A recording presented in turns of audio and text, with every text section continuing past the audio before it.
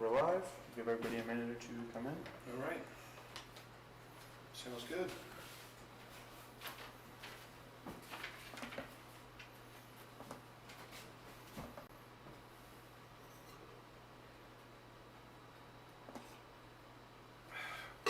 It's like teaching a class and getting ready for the students to kind of settle down, right? When they're kind of walking in.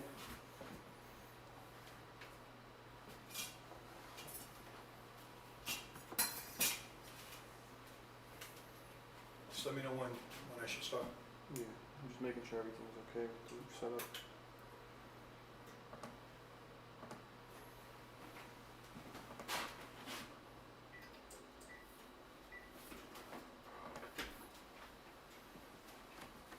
All right, I think you can start. Say good morning to some people coming back.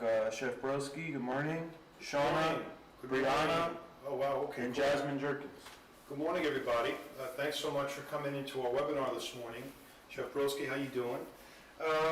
So this morning we're going to talk a little bit about street foods. You know, I was thinking about some topics and gathering some ideas, and I think what inspired me to do this topic was the fact that a lot of my students and a lot of young culinarians are thinking about, you know, their own business and what might I do. And I never want them to discount the possibilities that are out there. A lot of people want to open their own restaurant, you know, et cetera. But we wanted to cover the street foods idea because I think you'll find that there are, first of all, there are hundreds and hundreds of different things that can be done in the terms of street food.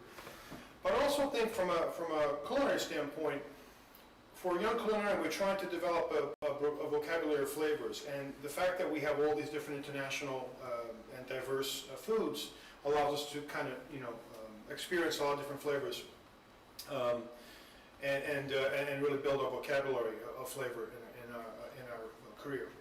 So I want to go over some points of what makes street food, you know, so popular, and then I want to do some dishes for you, some street food items for you, so you can take a look at them.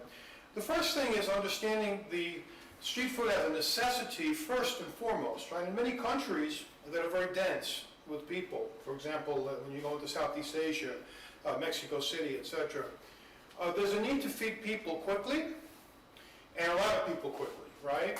So street food is the perfect alternative. People don't have time to go into a restaurant. Restaurants don't have capacity for the number of people that are requesting food. So you're able to get this food to the masses very quickly. As a result, it's very popular because it's also low cost. It's a low cost alternative to dining in a restaurant. You know, street carts, the food trucks, etc., allow you to buy food and have substance for a very low cost. And low cost is an important factor because not only is it low cost to the consumer, right, but there are two other factors that are important to understand with low cost. First of all, because the food is low cost, it encourages people to try things that they might not normally try if the buy-in was high. For example, not everybody can afford fine dining, right? So if I said you should really try fine dining, say, well, I'd love to, but man, it's expensive. Yeah, absolutely, right? But here you say, okay, well, why don't you try these tacos, or why don't you try these arepas? You say, well, okay, maybe I will. Well, how much do they cost? Well, it's $2. Oh, yeah, okay, I'll give it a shot. So it's that willingness and encouragement to try these flavors, right? One thing. The second piece of the low cost is the fact that it's a great business opportunity for many people, right? Because it's a low cost of entry to do this type of food. A food truck, a food cart.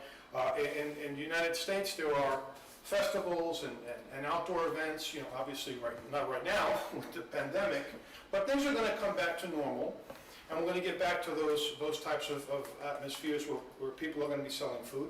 And it's an opportunity for a young culinarian who wants to be an entrepreneur to get into that aspect. And street foods are perfect because of their popularity.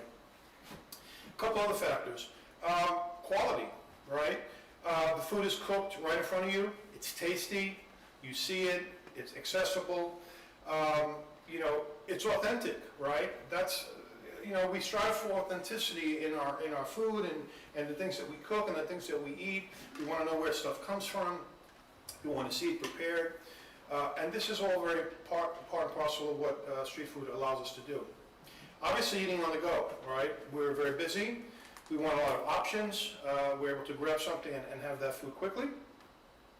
As I mentioned, the necessity of street food was such that it required it was a necessity because we required to feed a lot of people quickly. So high volume, right? Short time period. Okay, great for busy cities, great for events and things like that. There's a social aspect to street food which is very intriguing, right? In a lot of cultures, people gather around street food, right? For example, in the south of France, right, in Nice, you meet for a soca and a glass of rosé, right? Beautiful, right?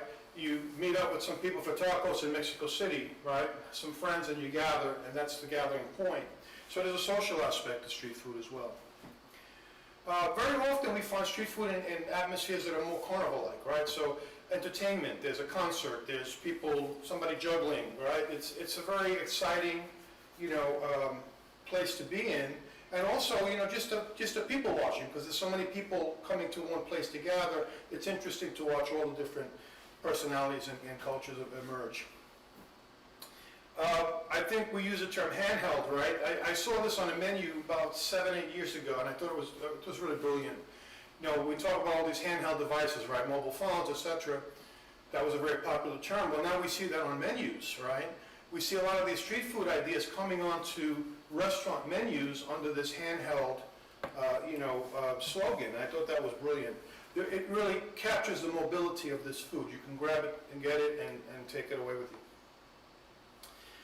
From a business perspective, as I mentioned, great entry point for a lot of people, right? Because it's low cost, the food is not very expensive, high volume, high yield, etc. So street food is definitely a great topic. I love the different aspects of street food. We've been experimenting and tasting lots of different things over the last 14, 15 weeks since we've been home, trying some different things. So I thought this would be a great starting point. And I noticed, you'll notice I actually said part 1, because I think we can do, easily 10 parts of this, right? Because there's so many different, and I picked 5 here for no particular reason. I just thought they'd be interesting to showcase, but there are so many others that we could do.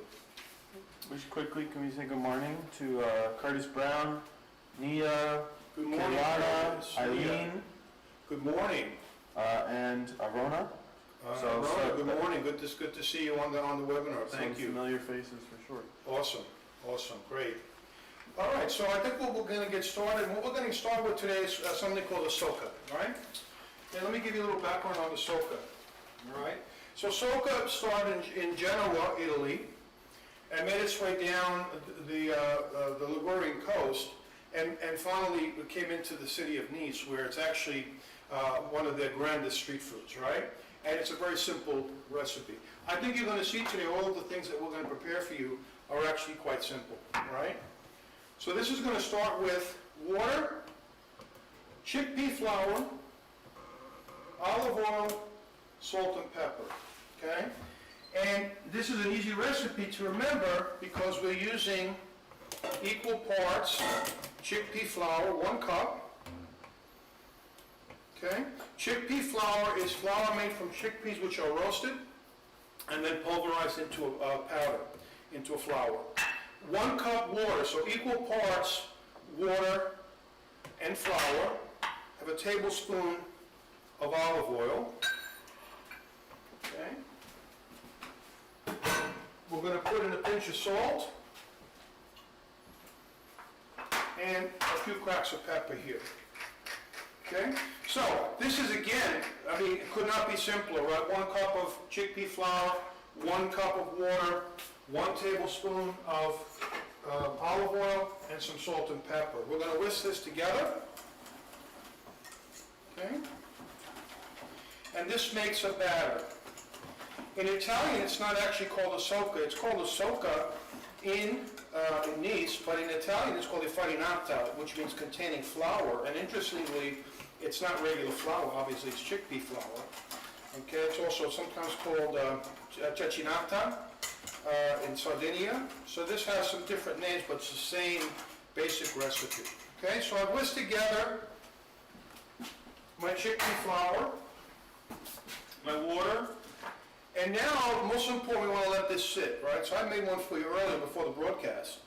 We want to let this sit for at least 30 minutes, all right? But it can sit longer than that, okay? It allows the chickpeas to hydrate with the liquid that we put in there. It thickens up slightly, okay?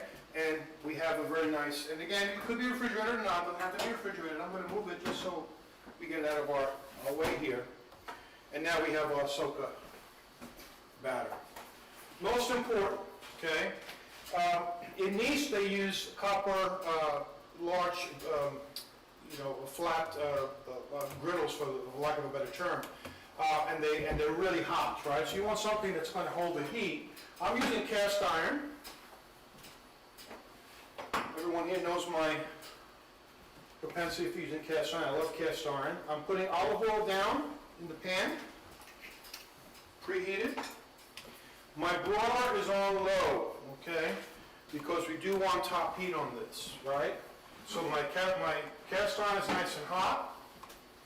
I'm going to pour my soca batter right in. It's like making a big pancake, okay?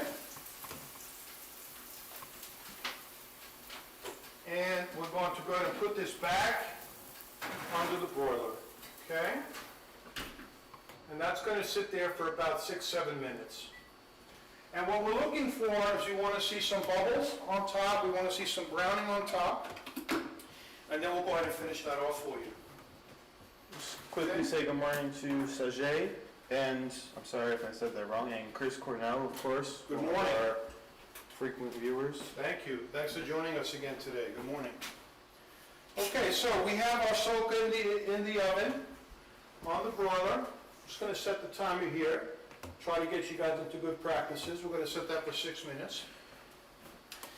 The nice thing about soca is that because of the shape, it's a large flat disc, right? It's gluten-free, right? It makes a great pizza crust, right, for a gluten-free pizza. So something to think about as we're moving forward with this. While that's cooking, I want to move from Nice to Vietnam. Okay, let's do that. Understanding a little bit about a cultural food, an ethnic food, right, is understanding about the people that came to that land, right? So go back to the mid-18th century. There was a French presence, right, in Vietnam when it was part of French Indochina. And when the French came, they brought some stuff with them, right? They brought things they like to eat. They brought pâté, they brought cornichon, they brought mayonnaise, and they brought bread, right? They brought the baguette, right? So it's interesting, a Vietnamese staple street food, a banh mi, is really derived from French ingredients, right? And even though other foods that we see in the Vietnamese cuisine look nothing like French dishes, this one is quintessential, right? And it's quintessentially inspired by the French, okay? So it starts with a baguette, yes? And our baguette is not toasted, okay? This is a fresh baguette. We're going to go ahead and cut that for you, okay?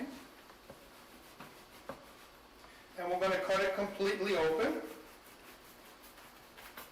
okay? I had a little bit of paper on here, moist paper, to keep this nice and fresh. And that paper has stuck to it a little, so I'm going to get rid of that.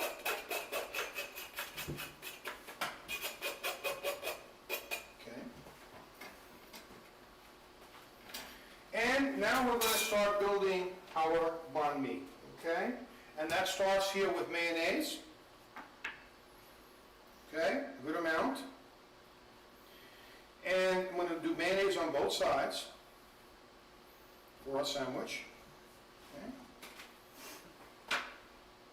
And instead of pâté today, because not many of us have pâté laying around, right, unfortunately, we're going to use grilled chicken. Okay, and we could do grilled pork, sliced pork, etc. So we're going to put our grilled chicken here. This is just some chicken breast, which I've seasoned with some salt and pepper, and ran it on the grill. Okay. And keeping with our street food theme, we're going to actually choose our vessels carefully here. And here, for this particular one, we're going to use some paper and a plastic basket, right, when we assemble our dish. Now, one variation here, one ingredient that's not typically French, even though it's inspired by the French cornichon, by the French pickle, is the the Vietnamese style pickled vegetable, right? So we did a whole thing on pickles. And you want to take a look at that again if you didn't see that, but we talked about how to make a pickle. So I followed a similar technique for this one, okay? Making a pickle using rice wine vinegar, okay? And we're going to take those pickles, drain them, and we're going to go ahead and put those on top of our sandwich here. Okay. In addition to the pickles, which is a Vietnamese ingredient, we're also going to use some cilantro, okay? So I have my cilantro here.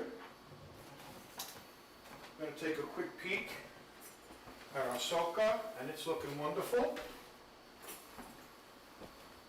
I'm going to take my scissors, I want to cut this cilantro fresh. Some nice sprigs right over the top for our banh mi. Okay. So chicken, mayo, Korean or Vietnamese style pickle, and finally our other slice of bread. That's our classic banh mi. Let's put that over here for you so you can take a look at that. Okay. Well, a question from Anthony Jose. Yes. What is your favorite street food dish? Wow, that's a good question. I think any one of these dishes could actually qualify because I like all of this type of food here. This is really good stuff. I think I like the soca out of the 5 that I'm doing today. It's one of my favorites. But again, I don't discriminate with food. I love all types of food here. Okay, so any questions on the banh mi? Looks good to me. Simple, right? Ready to eat. Mayo. I have the chicken here. We have the pickles, and we have the cilantro, right? You want to bring that over? We can do that, sure. We're working with 2 cameras today. Here we go.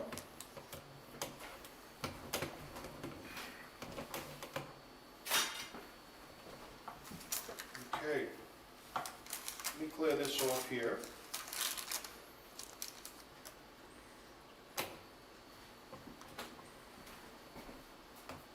Well, so 2 questions I just got. Shauna asked, what makes street food so much better than any other food? You spoke at that at the beginning, but if you want to give a quick summary about it. Yeah, I don't think it's better per se. I think it's an opportunity to try some different things. I think it's an opportunity to try some different cultural foods, right? Which I think is interesting. Yeah, I don't characterize it as better. I think it's another aspect of cuisine that we have available to us that we should really explore. And then Jay Tavares, can you make fish with this particular sandwich? Speaking of the banh mi. The banh mi is typically meat-based, not fish-based, but you know what? I don't think that there's any hard and fast rules for that. I would encourage you to give it a shot, right? Any other questions? I'm just waiting right now. So I'm going to finish this soca with some grated Parmesan. Okay? Sometimes we see it done with rosemary, sometimes with just a little bit of a spice blend, a little bit of cumin, some other things, right? I'm just going to use a little bit of cheese, this is the way I like to eat it. I'm using some fresh Parmigiano Reggiano here. Okay?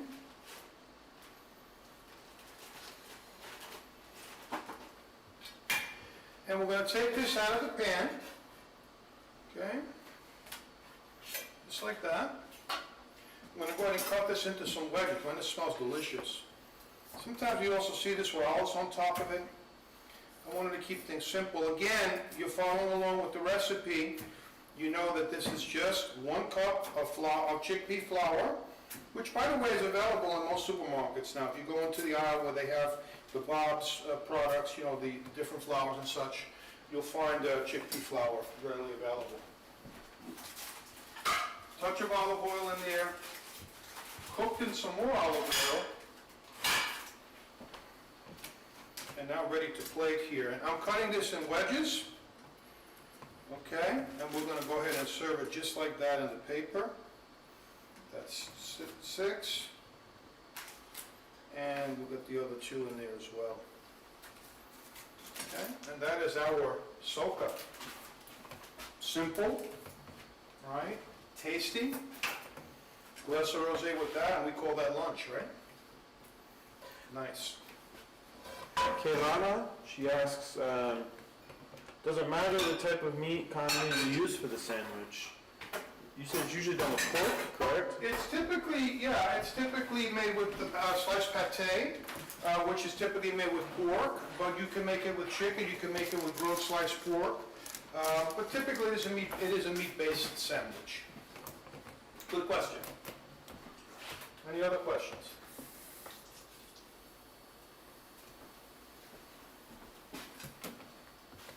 A hold for questions?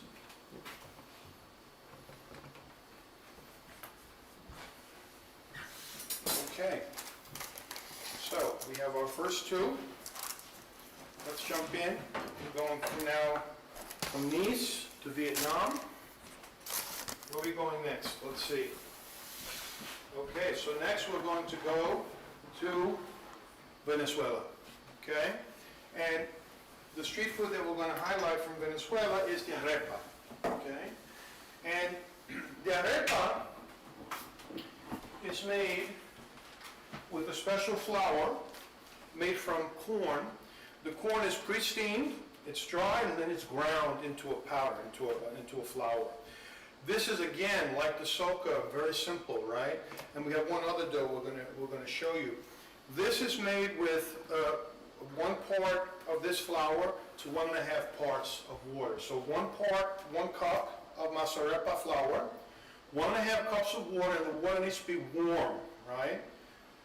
Pinch of salt, we mix it together, we let it sit for about 10 or 15 minutes, okay? And we get this, see if you can zoom in on this. You get this, it's somewhere between a dough and a paste, right? It's not quite like a dough that you can knead. And it's not a batter, it's somewhere in between. I really refer to it almost as a paste, okay? And the classic arepa from Venezuela, okay, or Colombia, we fill with cheese, right? And it's a national food, right?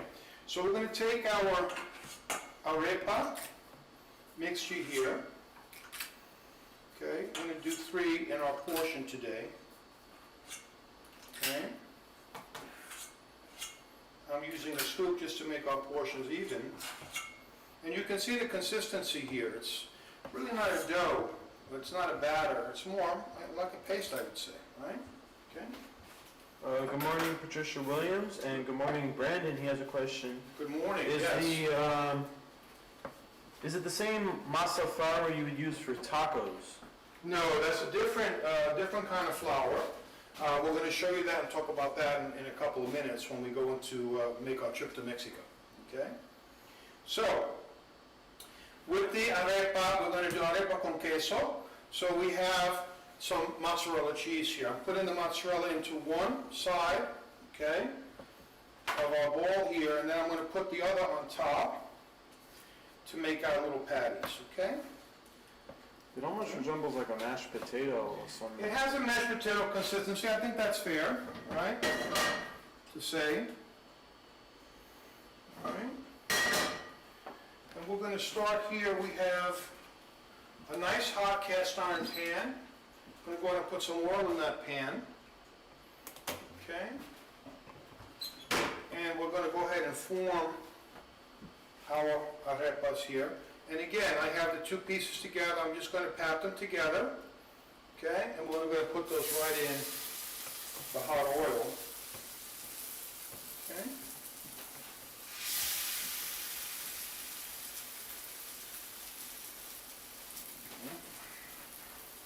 And we're going to let these cook. Okay.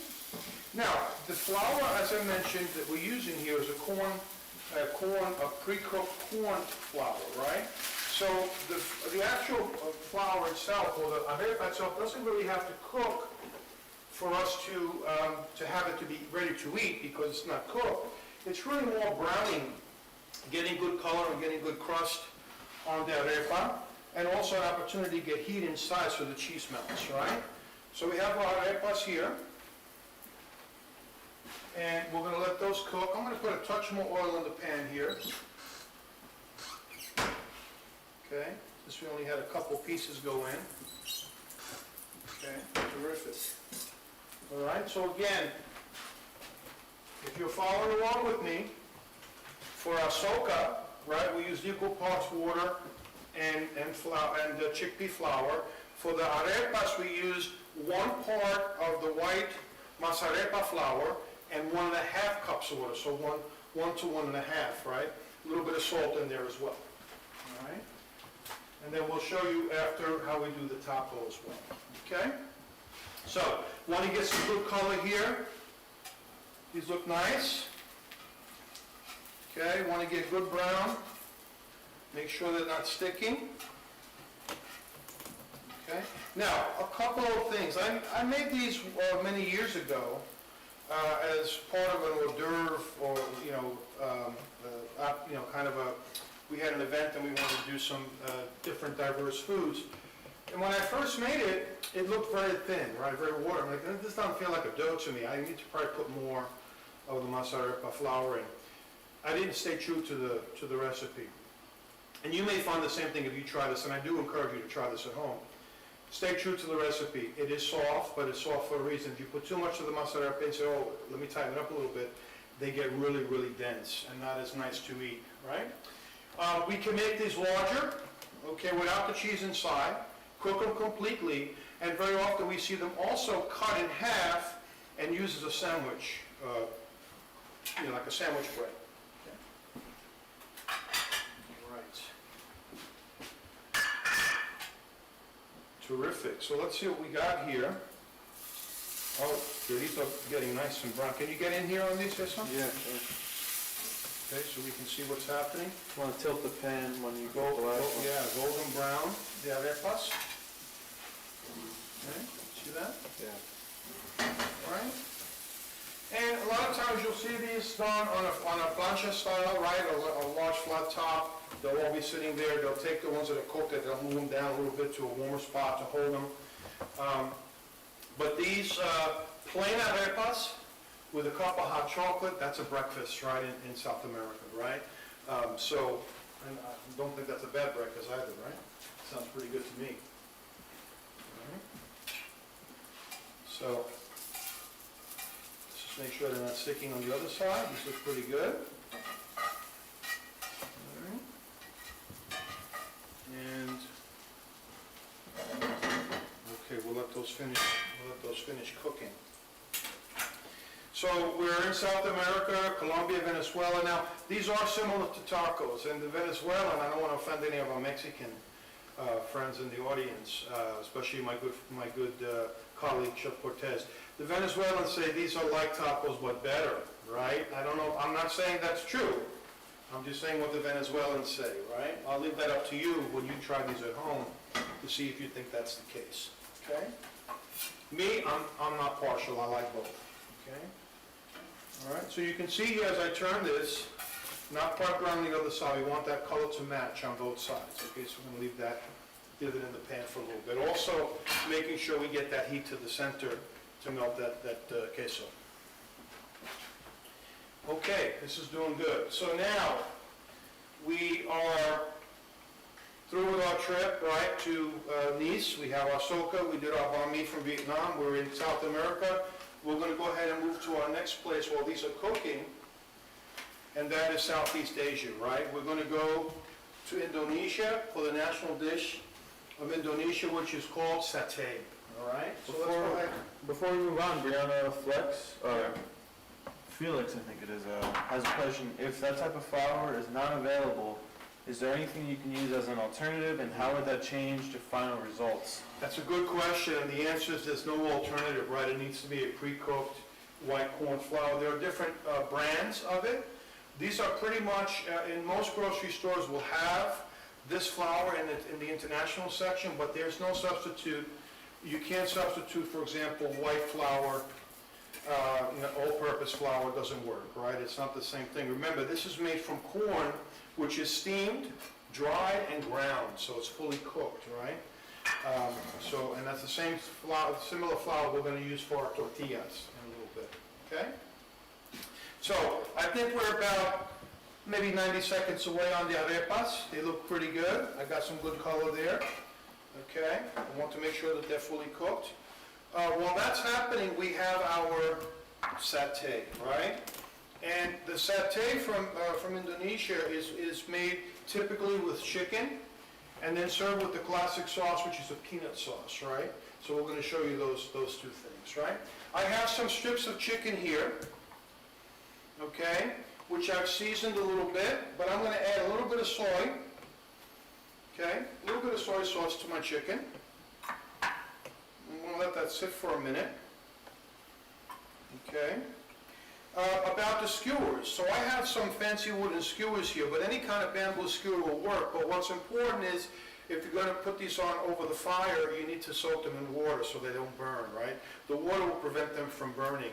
So you saw me soaking these in a glass of water here, okay, to make sure I don't get they don't burn up on us, okay? So we're gonna, and they soak for about 2 hours, okay? So arepas. Let's go ahead and plate those up. Just give a quick wash to my hands here.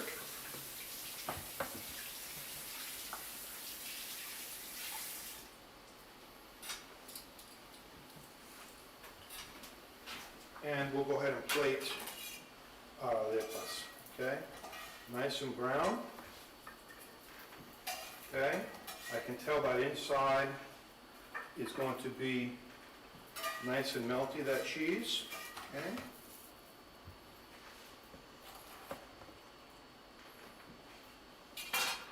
Let's just fix that up. And that is our Venezuelan Colombia arepas.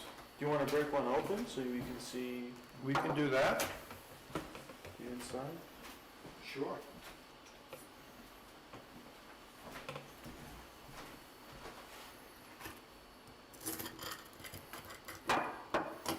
Okay, so you see the queso inside. Okay.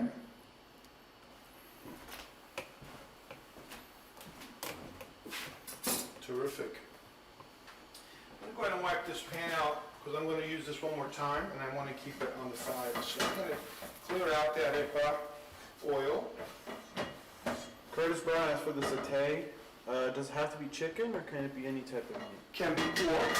We can do the satay with pork. Absolutely. Chicken. It's the most popular is chicken, and then followed by pork. Okay. All right. So, with the satay, we have our skewers. We're going to go ahead and take the chicken, okay, and we're going to go ahead and skewer it by kind of folding it up around the skewer here. Okay, so I have that kind of technique here going. Okay, folding it up around the skewer. Okay, this is the chicken breast that I'm using here. I've done this with pork. It also works really well. Okay. Again, salt, a little bit of pepper, and some soy sauce. This is a splash, okay? All right, so for this one, I normally would put this on an open grill. I don't have an open grill here. And I know some people cooking at home don't have a grill either. You can certainly do this in a cast iron pan or in a saute pan or flat griddle pan. I'm going to take advantage of my little panini press here, okay? Which also has the grill lines in here for grilling. Okay, so we're going to go ahead and take advantage of that. I'm going to give it a quick spray. A little bit of non-stick cooking spray, olive oil. And we're going to go ahead and set our chicken in. Skewer sticking out. And we're going to go ahead and close that. Okay. All right. Okay. So, next, chicken is cooking. I mentioned earlier that this is classically traditionally served with a peanut sauce. And the peanut sauce is real easy, right? Again, you notice as I'm doing dishes for you, there's a relationship between the ingredients, right? 1 cup of water, 1 cup of chickpea flour, that's my soca. 1 cup of water, 1 cup of mozzarella flour, 1.5 cups of water. So this one here, 1 cup of coconut milk. Make sure we get that all out. Okay, 1 cup of coconut milk and 1/2 cup of peanut butter. And we're going to put this on the fire. Okay.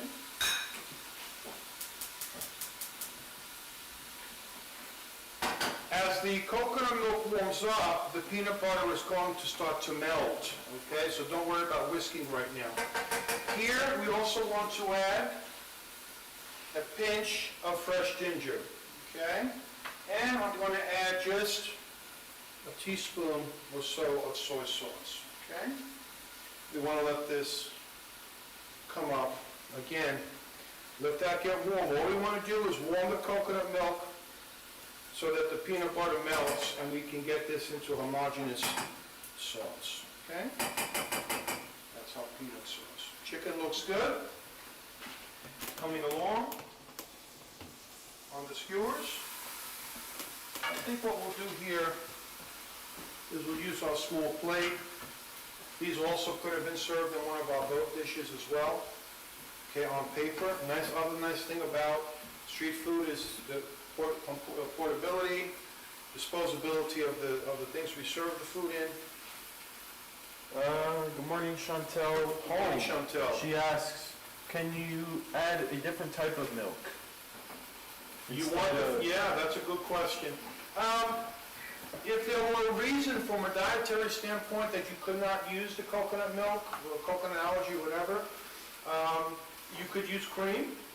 But really, the flavor of the coconut milk is important in the sauce, right? The coconut and the peanut together is what makes this, makes this the satay. Okay? And again, we don't want to boil. We want to warm the coconut milk until the peanut butter melts. Okay? We have surprise Chef P's in the chat. Chef P, good morning. So he's very nice. He's enjoying the sauté. I was thinking about you as I was cutting the soca and talking about drinking a glass of rosé and enjoying the soca. So perhaps that's something we should think about coming soon. Yes, Chef? Golden ticket. Okay. So, our peanut butter is pretty much melted at this point. We got good temperature here. It's nice and warm. Notice I'm on a low fire. I can smell the peanut. I smell the ginger very faintly. Don't want it heavy on the ginger, right? Just there for ambiance. And the soy just gives a little bit of a darker color to us, right? Let's go ahead and taste that and see where we are.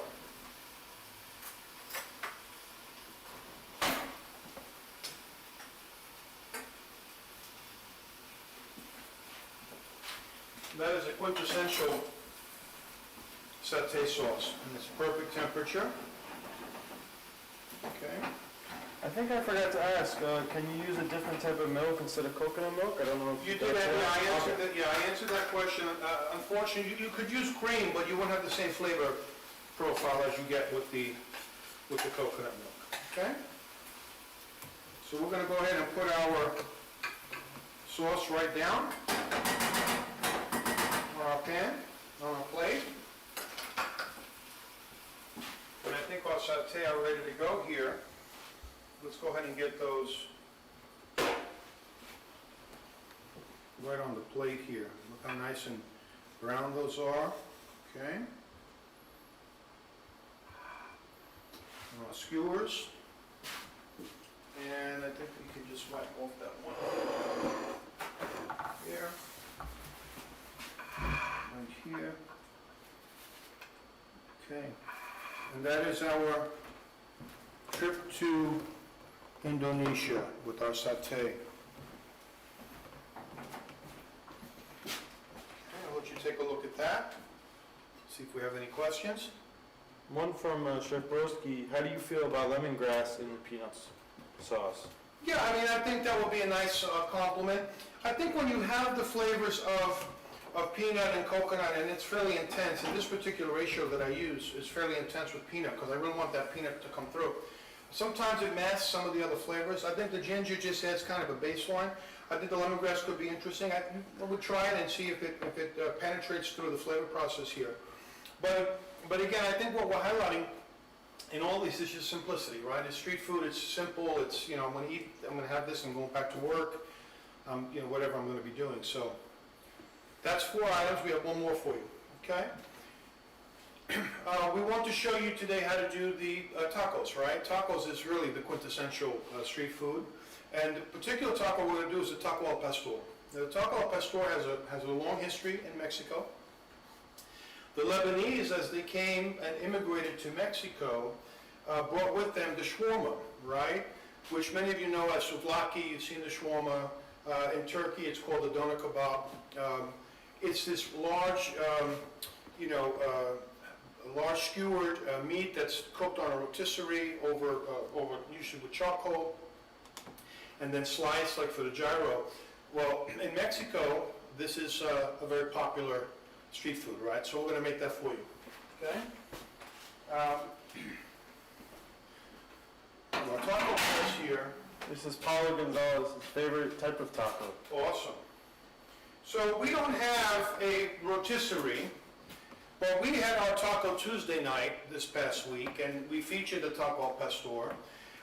We took our pork, we marinated it with a blend of spices, some of which really did come from the Middle East, right, like the cumin and some of those spices, and then some of the Mexican spices like the guajillo chili pepper, Mexican oregano, canela, cinnamon, right, and we made a rich marinade, and we added some achiote paste to the marinade, not too much because I don't like my taco al pastor too red, but just enough to give it a nice tint of color.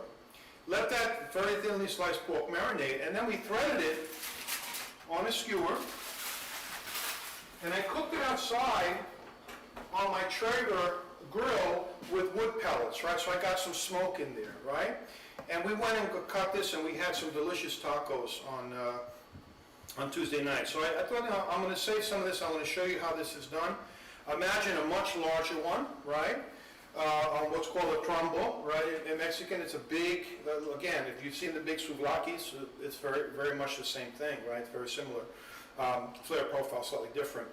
Pineapple, it roasts together with the meat, okay? And this was cooked until the meat reached about 150 degrees, so it's just almost perfectly well done, but we wanted to leave some juice and some color in the meat, right? Which is typical, which is traditional, okay? So we're going to go ahead and pop this in the oven, just to bring it back to temperature. Okay. Okay, even though it is still warm, I did put it back in a little bit before our broadcast began, just to bring it to temperature. But we're going to let that heat a little bit, and we're going to make some tortillas, right? So, we made the arepas with the masa arepa, right? Flour, okay, this one here, okay, so now we have maseca, right? So again, we have same process. The corn is steamed, it's cooked, it's dry, and then it's ground, right? But when it's ground, it's not ground completely devoid of any of the husk or any of the material that is around the kernel, right? Whereas this is completely processed out, right? So it's like a white all-purpose flour. This maseca has, you can see some bits of the corn husk. It's also much coarser than the masa arepa flour. This is the flour that we use for tortillas, okay?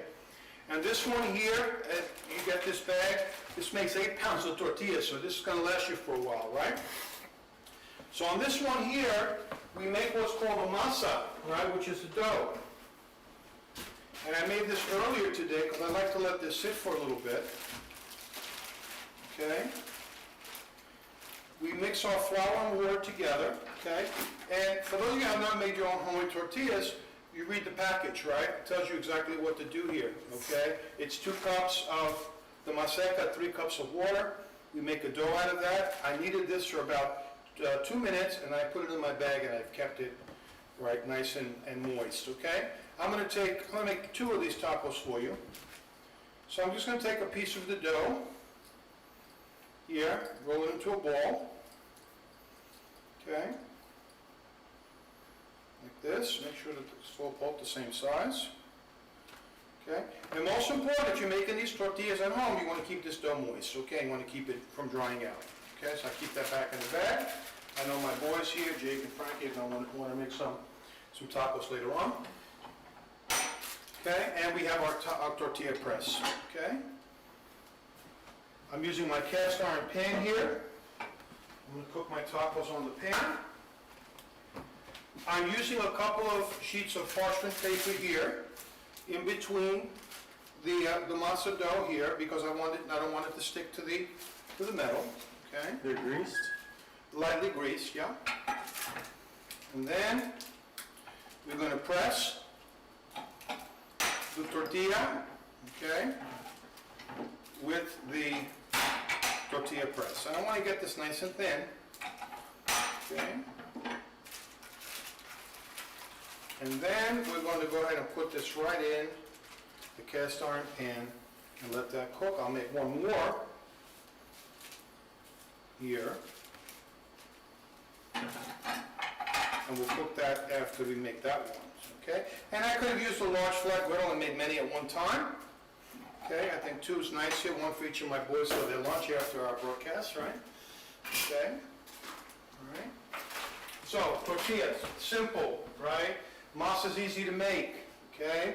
That recipe that I made was 2 cups of the masa and 3 cups of the water. And that's going to make 18 tortillas, right? More than enough, right? For us, okay?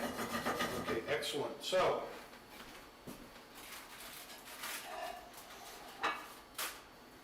I'm going to give this the proper treatment here. I'm going to put these on a plate just so you can see. But normally I would put these on a plate. I might set the taco in here, all my toppings, all my fillings, etc. But we'll open it up on the plate for you to see, okay? Shauna says in Arizona they make cheese tortillas. Cheese tortillas. Sounds good to me. No problem with that. No problem with that at all, okay? So,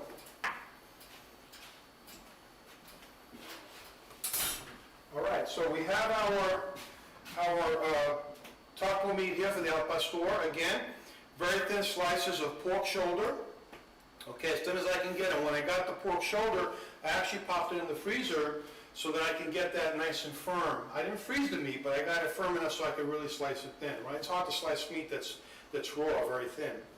And then I marinated it, pineapple juice, those Mexican spices. I got the guajillo chili pepper in there. I got a little bit of annatto in there, which gives it that slight red tint, okay?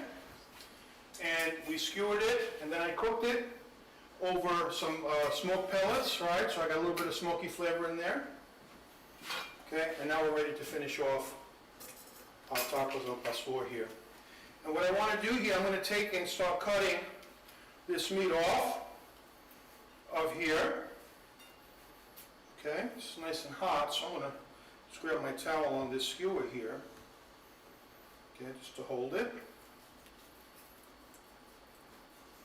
All right.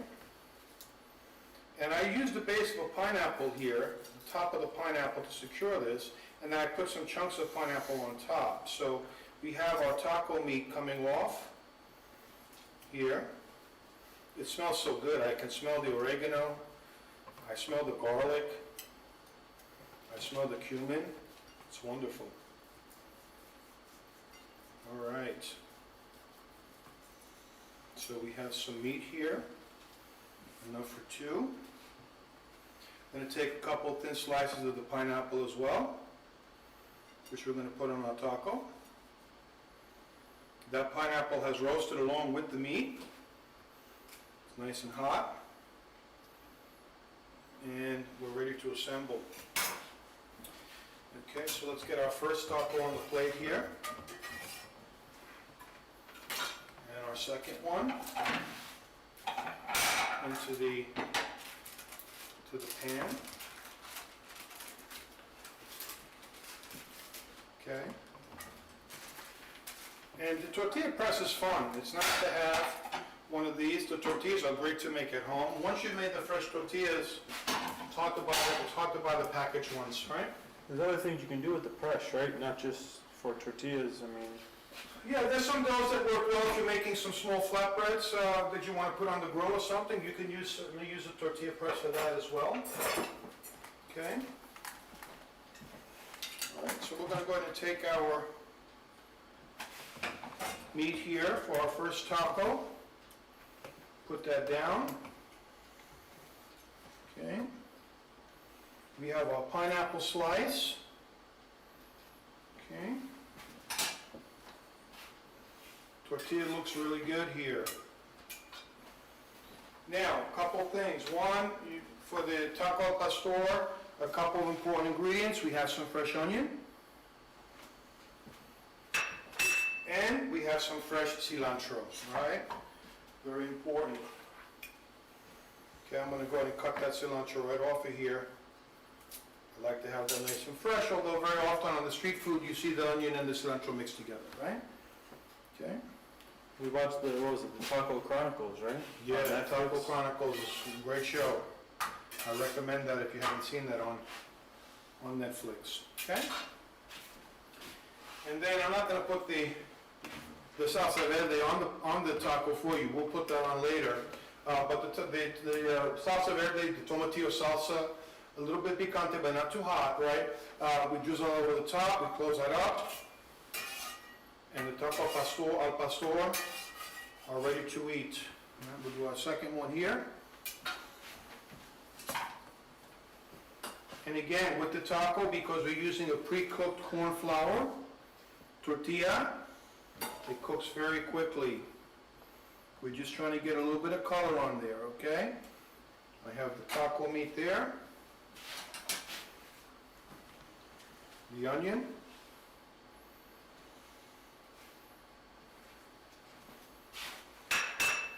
And finally the cilantro.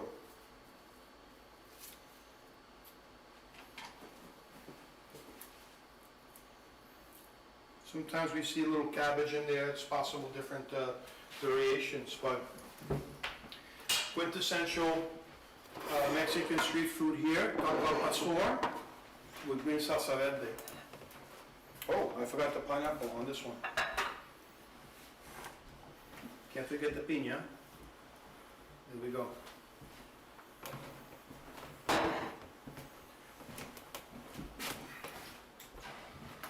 Paula said you gotta flip the tortilla with your hand. I can do that. Next time out, honey. Okay.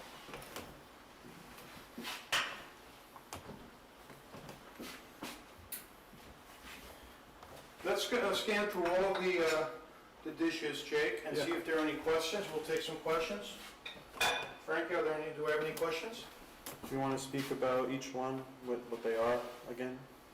Starting on all the way on this side? Sure, we can review. All right, so okay, where are we at here? Let's see, I can't see. Soca? So yeah, the soca, again, chickpea flour, equal parts of flour and water. We cook that in a hot cast iron pan in olive oil. We finish it up with some Parmesan, cut it into triangles, ready to go. And this is a typical version of what we would see in the way it's cooked in Nice or around the Côte d'Azur in Provence. Next, The bambi? the banh mi, again, quintessential Vietnamese street food, the Vietnamese sandwich. We have some sliced chicken here, but traditionally we see pate used here as part of the influence of the French when they occupied the Indochina region in the mid-18th century. Mayonnaise, another French ingredient, okay? The pickles are lent by the Vietnamese, being their Vietnamese-style pickle, okay? And the cilantro, of course, an indigenous ingredient to Vietnamese cuisine. We go over from Vietnam to Colombia and Venezuela with the arepa. We showed you the flour. We gave you the ratio of ingredients for the flour and the masa arepa and the water, right? We have a little cheese in the middle there. So those arepas con queso. We talked about how we can make those larger and slice them in half and use them as a sandwich bread, which is also traditional in Colombia and Venezuela. Very similar to a tortilla in construction, because it's made with a cooked flour masa, right? But very different than the tortilla, just in its general presentation. Moving to Indonesia, the national dish of Indonesia is our satay. I skewered some chicken, I put it on the grill. I serve that with a peanut sauce with coconut milk. The ratio that I use is 1 part coconut milk to a half part of peanut butter. So 1 cup of coconut milk, a half cup of peanut butter. I put a whisper of ginger in there, a little bit of soy. Chef Bruski mentioned that we could try some lemongrass in there. Again, that would be a great flavor for that as well. And that's our satay.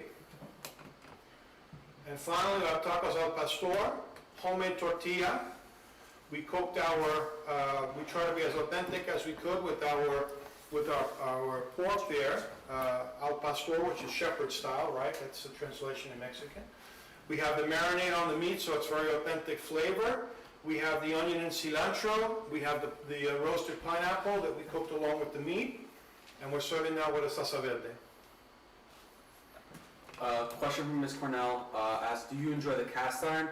She teaches culinary to high school students and they don't have any in the kitchen. More of a home cooking pan, she thinks. Yeah, you know, I think cast iron is difficult in industry because it's heavy, right? So when you're cooking commercially, these are heavy pots. I mean, you talk about a large skillet. You know, this is the largest one I have, and this is fairly heavy, right? But again, you know, for holding temperature, you really can't beat cast iron, and they're not expensive pots, right? And they'll last a lifetime. I think people are a little taken aback by cast iron because it's hard to maintain, but quite honestly, not really. You wash them, you dry them well. When we wash these, we put them back over the burner. We just make sure they're bone dry, they never rust out, and they're good to go. If you don't have cast iron, yeah, you could use a skillet for sure. But if you're looking to say, well, can I invest, you know, $25 in a pan to give it a shot, I would go ahead and get one of these. That's a 10-inch cast iron. I don't know if this is a Loge or not. It might be. It's a Loge, which is a popular brand. But they really work well. That's a great go-to pan. You can also do braising in here. It's not just a dry cooking. Okay. Good, great question, though. No other questions at the moment. Okay. Well, I want to thank everybody. It was a lot of fun this morning. We got some great food for lunch. I wish you could join us. Give these dishes a try at home. Expand your horizons a little bit. They're all very approachable. There's lots of videos on YouTube about these foods actually in their natural environment. If you get a chance, like for the soca, take a look at, you know, Google's YouTube soca in Nice. You'll see how they're cooked. It's really quite amazing. Same with the banh mi, the arepas, the satay. You look at what a typical street scene looks like in Indonesia, in Malaysia, where they're cooking these. And then, of course, the tacos al pastor, you should really take a look. There's a great Netflix show talking about, you know, the street foods, and taco al pastor is one of them. Great information there. You get a really sense of the community around it. So I recommend all of these dishes. And I thank you again for coming in. We'll see you guys next week. Thank you.